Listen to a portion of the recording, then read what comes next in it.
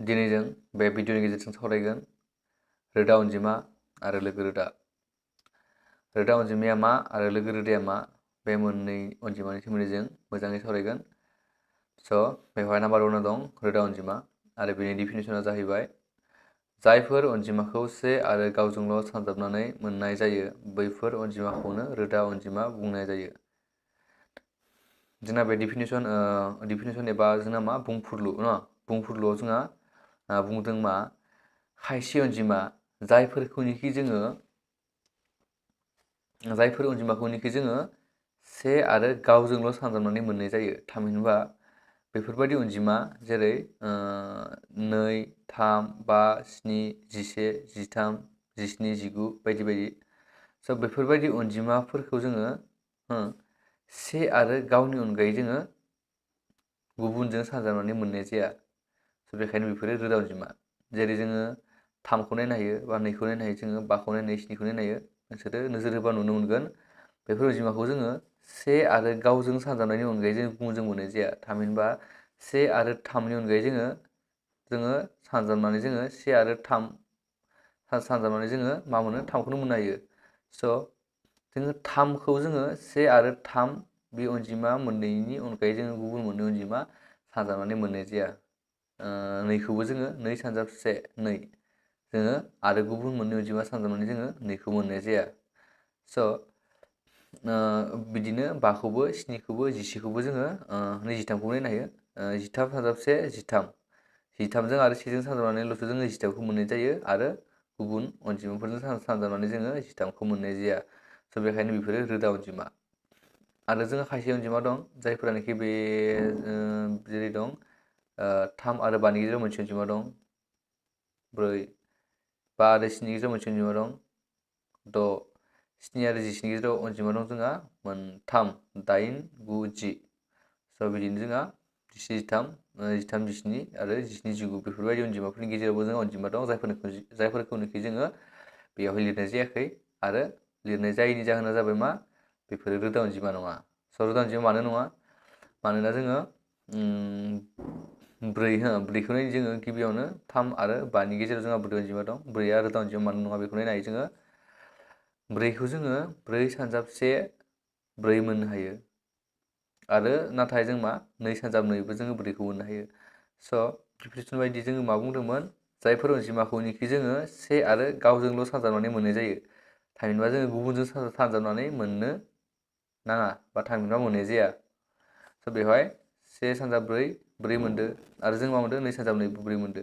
स' बेखायनो 1नि अनगायै गुबुन सानजाबगिरि थानायनि थाखायनो 4आ रोदा अनजिमा नङा। स' बेवहायबो जों नायनो हायो 10खौबो नायनो हायो जोङो 10 सानजाब 1 10। जुदि जोङो 10खौ जुदि 1जोंल' सानजाबनानै मोननाय जायोब्ला बेयो रोदा अनजिमा जागौमोन। नाथाय जोङो बे 10 अनजिमाखौ जोङो 5 आरो 2जों सानजाबनानैबो जोङो मोनफानाय जायो। स' बेखायनो 10आबो रोदा अनजिमा नङा। मानोना 10नि सानजाबगिरियाव 10, 1, 5, 2 माने मोनब्रै अनजिमाया 10नि सानजाबगिरि। स' 1 आरो 10नि अनगायै जोंहा 5 आरो 2बो दंफायो 10नि सानजाबगिरिफोराव। स' बेखायनो 10आ रोदा अनजिमा नङा। स' रोदा अनजिमाखौ बुजिबाय जानांगौ। नेक्स्ट फैनि लोगो रोदा। 2 नाम्बाराव दं लोगो रोदा। स' लोगो रोदानि डिफिनिसन एबा बुंफुरलुआ जाहैबाय मोननै रग' अनजिमा पि आरो किउखौ लोगो रोदा बुंनाय जायो जुदि बिसोरहा आगोसा सानजाबगिरि हिसाबै सेल' थायो। मा बुंदो रग' अनजिमा जुदि पि आरो किउआ जुदि मोननै रग' अनजिमा जायोब्ला आरो बे अनजिमा मोननैनि जोंहा आगोसा सानजाबगिरिया सेल' जानांगौ। थामहिनबा 1नि अनगायै गुबुन जानो मोना। जुदि 1नि अनगायै गुबुन आगोसा सानजाबगिरि थायोब्ला बे मोननैया लोगो रोदा जानाय नङा आरो जुदि 1नि अनगायै जोङो गुबुन थायाब्ला बेयो लोगो रोदा जागोन। स' जोङो एगजामपोलखौ नायनो गिबियावनो अब्लाना मोजाङै बुजिगोन। हमबाय जोङो 2 आरो 3 पि आरो किउनि जायगायाव जोङो 2 आरो 3 हमबाय मोननै अनजिमा।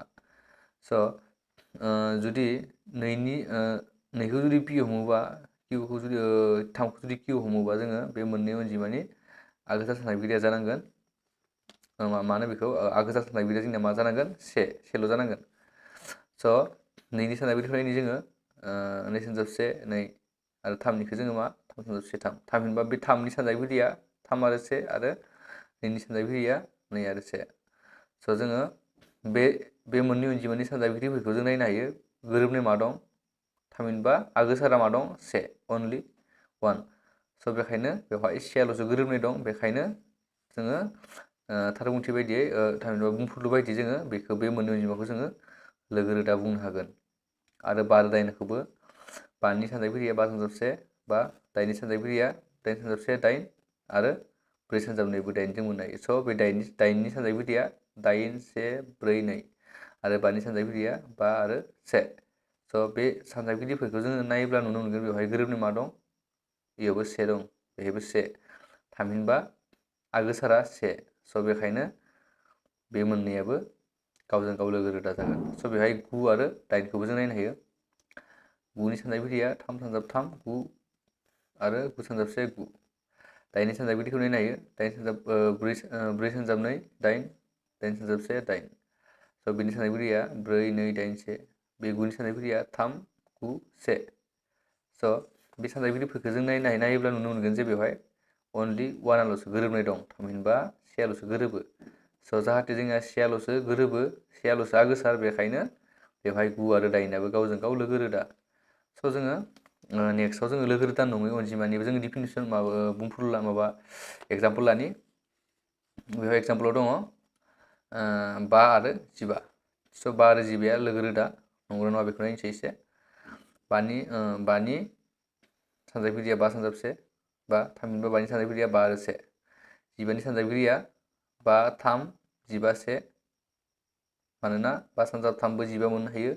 15 सानजाब 1बो 15 मोननो हायो स' बेखायनो बेनि सानजाबगिरिया 5 3 15 1 स' जोङो नायनो हायो बे मोननै अनजिमानि सानजाबगिरिफोरनि मादाव जोङो गोरोबनाय थामहिनबा आगोसार मा दं नायनो हायो 1 आगोसार 1 आगोसार स' आरो नेक्स्टआव नायनो हायो 5 5आबो जोंना मा दं आगोसार दं बेयाव 5 दं 5आबो गोरोबो स' 5आबो गोरोबो 1आबो गोरोबो थामहिनबा 1आबो आगोसार 5आबो आगोसार स' बे मोननैनि अनजिमानि सानजाबगिरिया जोंहा आगोसार सानजाबगिरिया 1नि अनगायै गुबुनबो दंफायो स' बेखायनो बे मोननैया लोगो रोदा नङा स' बिदिनो 21 आरो 49खौबो नायनो हायो 7 सानजाब 3 21 आरो 21 सानजाब 1 21 स' बे 21 अनजिमानि सानजाबगिरिया 7 3 21 आरो 1 49नियाबो 7 सानजाब 7 49 49 सानजाब 1 49 स' 49नि सानजाबगिरिया 7 49 आरो 1 स' बे मोननै अनजिमानि सानजाबगिरिफोरखौ जों नायोब्ला नुनो मोनगोन गोरोबनाया मा दं 1 दं आरो 7बो दं जाहाथे बेवहाय 1नि अनगायै गुबुन आगोसार सानजाबगिरि दंफायो बे मोननैया अनजिमाया लोगो रोदा नङा स' बिदिनो जोङो लोगो रोदा आरो लोगो रोदा नङै अनजिमाफोरखौ सिनायनो हायो